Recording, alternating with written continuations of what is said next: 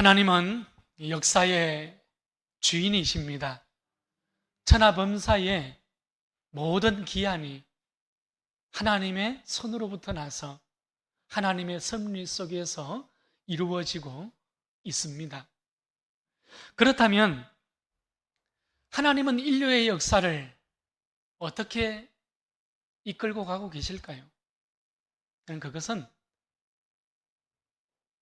그에 대한 아주 단순한 대답은 사람이라는 것이에요. 하나님께서는 사람을 통하여 역사하시고 사람을 통하여서 하나님은 하나님의 뜻을 이 역사 가운데에 성취하며 나아가고 계십니다. 여러분, 그래서 오늘 우리는 내가 어떤 삶을 살아가야 하고 내가 어떤 사람이 되어야 하는가 보다 분명한 해답을 우리는 가질 수 있게 되는 것이죠. 무엇보다도 우리는 하나님이 사용하시고 하나님이 쓰시는 그러한 사람이 될 수 있기를 바랍니다. 여러분, 그렇다면 우리는 하나님께 어떻게 하면 쓰임받을 수 있을까요? 의외로 간단합니다. 내가 하나님 편에 서 있는가? 아니면 하나님의 반대편에 서 있는가? 여러분, 이 단순한 질문이, 이 단순한 진리가 내가 어떤 사람으로 쓰임받는가에 대해서 결정해 주거든요. 나는 어떤 사람이 될 것인가? 나는 어떤 삶을 살아갈 것인가? 나는 무엇을 어떻게 선택하고 어떻게 결정할 것인가? 여러분, 이런 많은 질문들 앞에서 그 대답은 모든 것이 나 스스로에게 달려있음을 우리는 볼 수 있게 되는 것이지요. 구약 성경을 보게 되면 모세와 바로는 둘 다 하나님 앞에 쓰임받았다는 공통점을 가지고 있어요. 모세는 하나님의 위대한 역사를 위하여서 출애굽에 쓰임받았던 사람이었죠.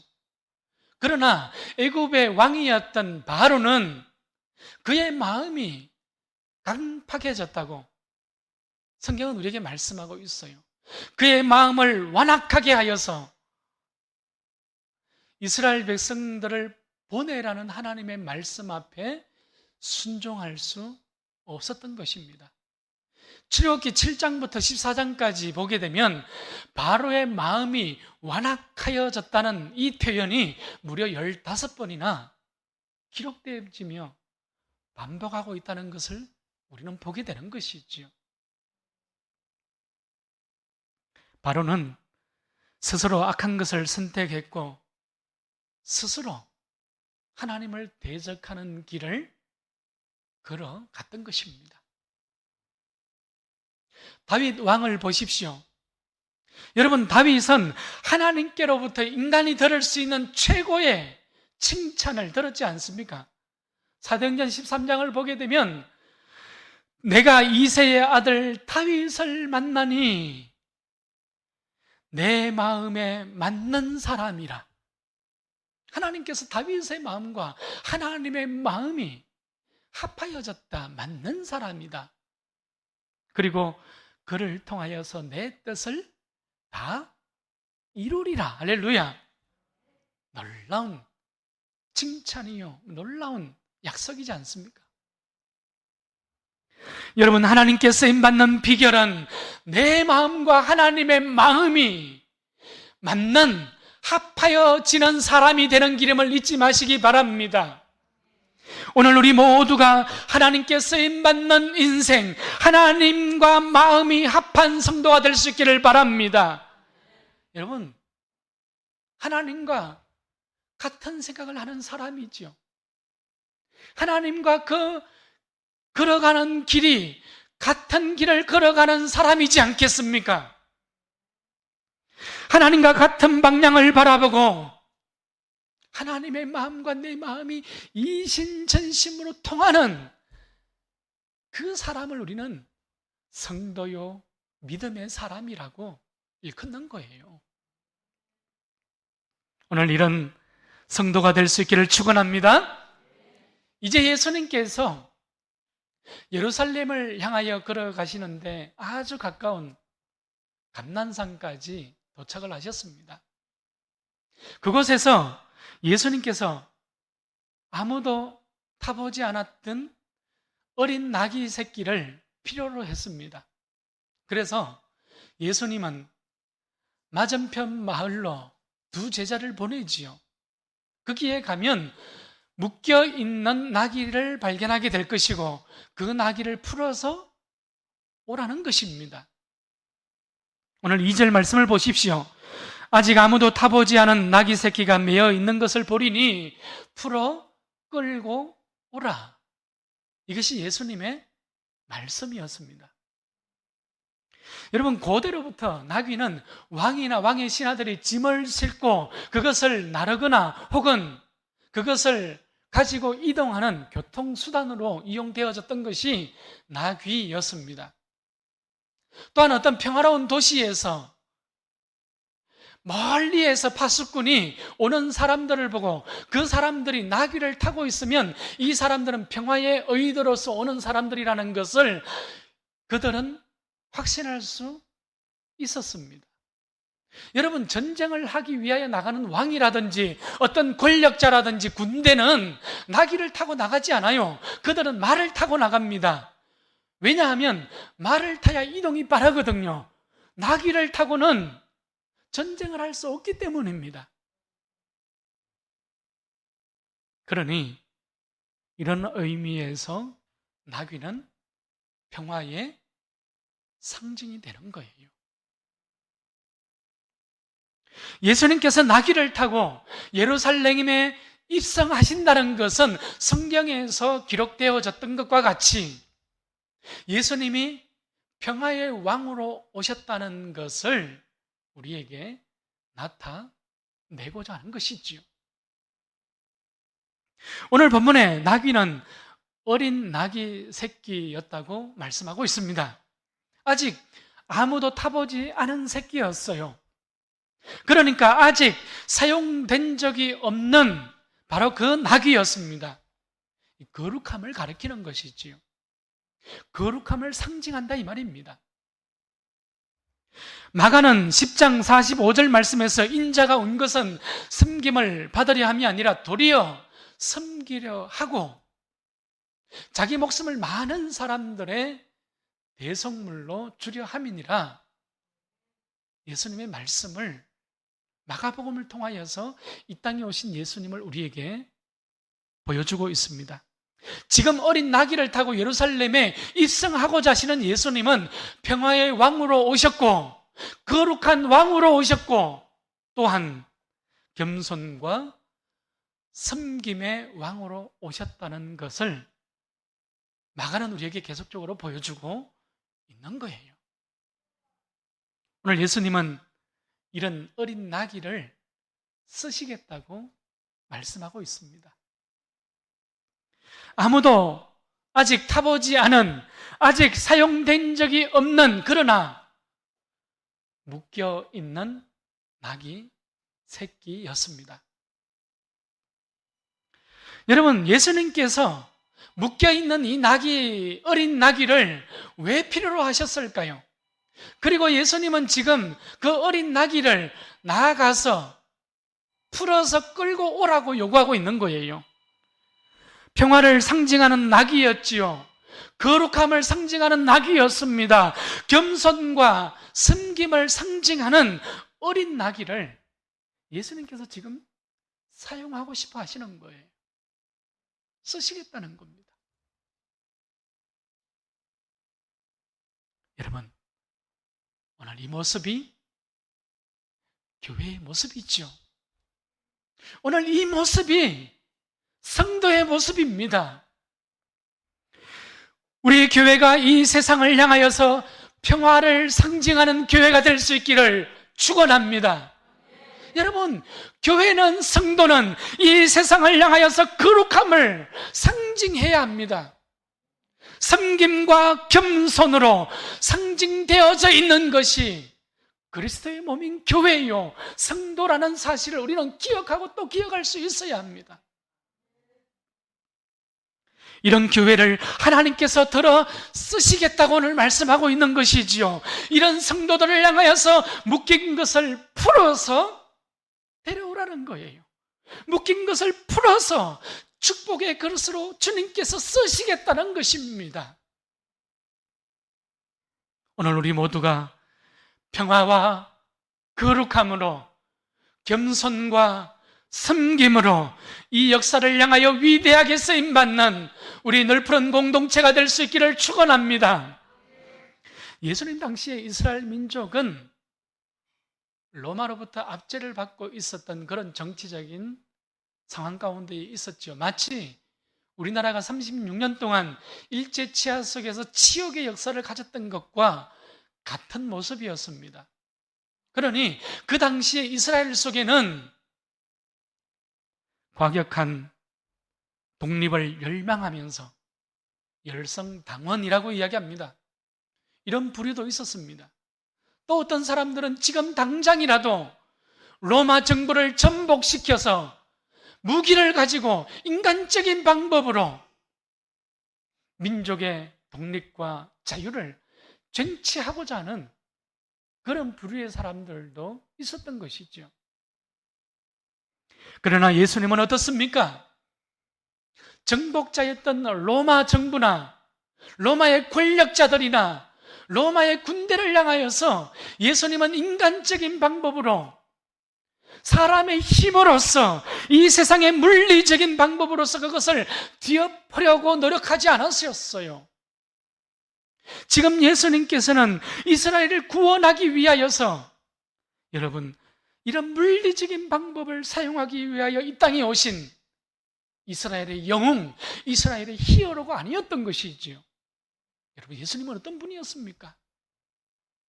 우리 예수님은 지금 십자가를 향하여 걸어가고 계시잖아요. 우리 예수님은 모든 행적이 십자가를 향하여 집중되어지고 있는 거예요. 그러니 십자가는, 예수님의 길은 십자가로 통하고 있다는 이 말입니다. 세상과 온 인류를 구원하기 위하여 예수님께서 십자가의 길을 향하여 그 행적의 발걸음을 옮겨가고 있는 거예요. 죄 아래에 묶여서 신음하고 있는 이 세상을 향하여서 예수님은 해방의 주요, 구원의 주요, 빛들의 아버지로 우리 가운데에 오신 것입니다. 여러분, 마가는 오늘 사람의 방법과 하나님의 방법이 이렇게 달랐다는 것을 우리에게 말씀하고 있는 것입니다. 하나님의 평화, 하나님의 섬김, 하나님의 거룩함이라는 방법으로 예수님은 세상을 구원하기 위하여 이 땅에 오신 거예요. 세상의 요구와 사람의 방법과 인간적인 논리를 가지고 이 땅을 구원하시기를 원하지 않으셨어요.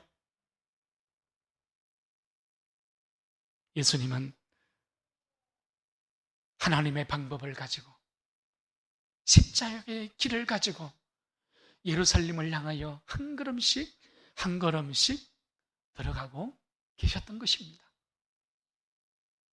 그래서 지금 예수님은 아무도 사용해 본 적이 없었던 어린 나귀를 필요로 하셨던 것입니다. 이것이 어린 나귀를 타신 예수님의 행적입니다. 우리는 여기에서 예수님을 섬기는 나의 삶과 나의 신앙의 모습을 우리는 다시 생각해 봐야 합니다.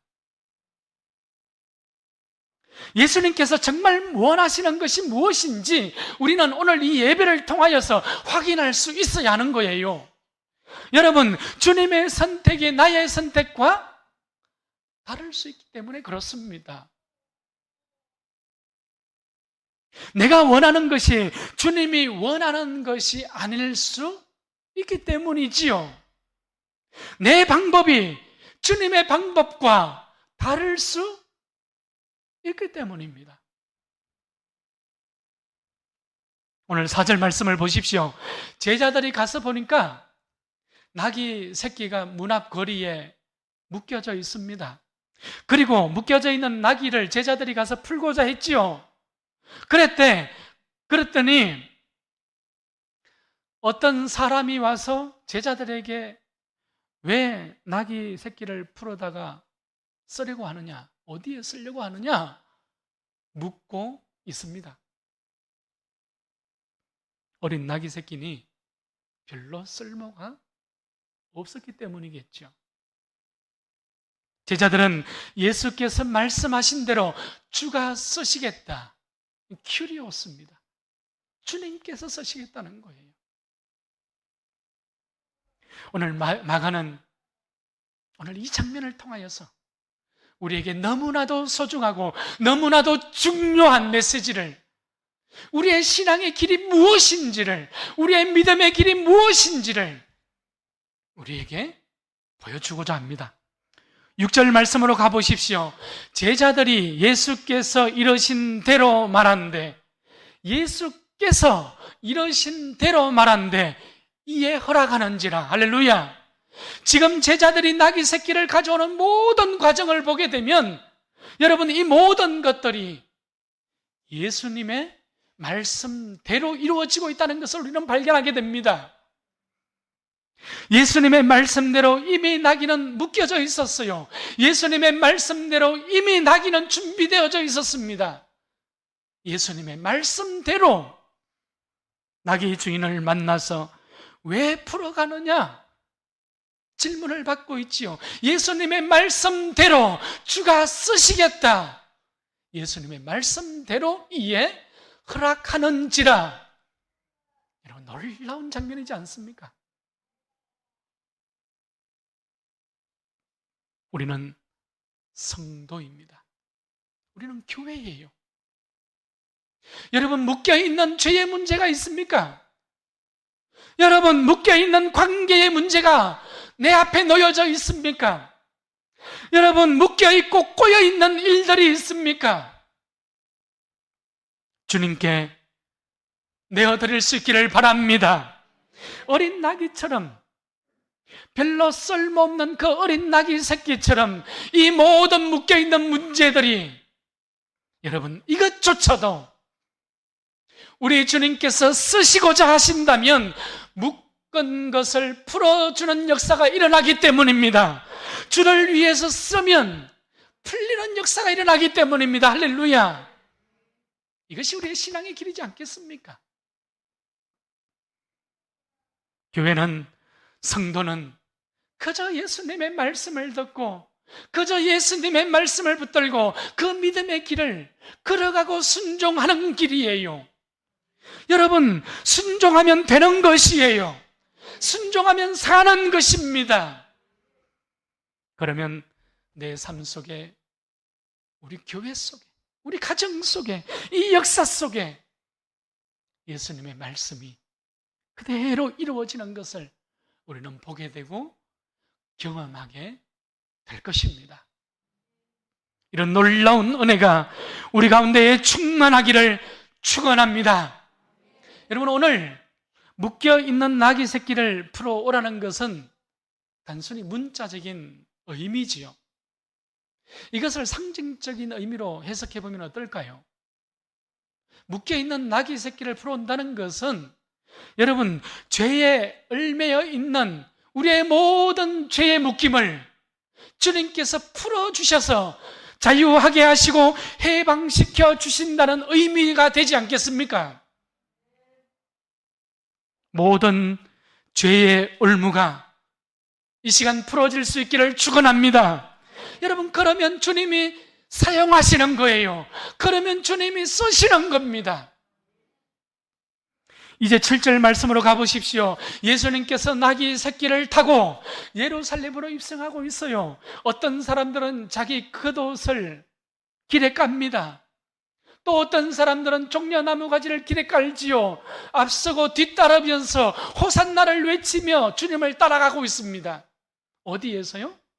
길에서요. 호산나 찬송하리로다. 주의 이름으로 오시는 이여 찬송하리로다. 오는 우리 조상 다윗의 나라여 가장 높은 곳에서 호산나 하더라. 옷을 깔아준다는 것은 존경을 표시하는 것입니다. 열왕기하 9장에 보게 되면 왕에게 존경을 표시할 때에 그 옷을 까는 그런 태도가 기록이 되어져 있습니다. 그러니까 일종의 왕으로서 등극하는 대관식의 모습을 지금 연출하고 있는 바로 그 장면이 되는 것이죠. 구약성경 스가랴 9장 9절의 예언의 말씀이 성취되어지고 있는 장면이기도 합니다. 시온의 딸들아 크게 기뻐할지어다. 예루살렘의 딸들아 즐거이 부를지어다. 보라, 내 왕이 내게 임하시나니 그는 공의로우시며 구원을 베푸시며 겸손하여서 나귀를 타시나니 나귀의 작은 것 곧 나귀 새끼니라. 오늘 말씀을 정리하려고 합니다. 여러분, 어린 나귀가 묶인 것에서 풀려난 이유가 무엇입니까? 예수님께서 쓰고자 했던, 예수님께서 사용하고자 했던 이유였지 않습니까? 그 나귀의 등에 예수님을 태우기 위함이었다는 사실을 기억할 수 있기를 바랍니다. 여러분, 한번 상상해 보십시오. 예수님을 등에 태우고 가는 그 나귀가 얼마나 신이 났을까요? 예수님께서 앞으로 가라 하면 앞으로 가고 서라 하면 서고, 예수님께서 자하라면 자할 줄 알고, 예수님께서 우하라면 우할 줄 아는, 여러분, 그렇게 쓰임받는 것이 묶임에서 풀려난 나귀의 모습이지 않습니까?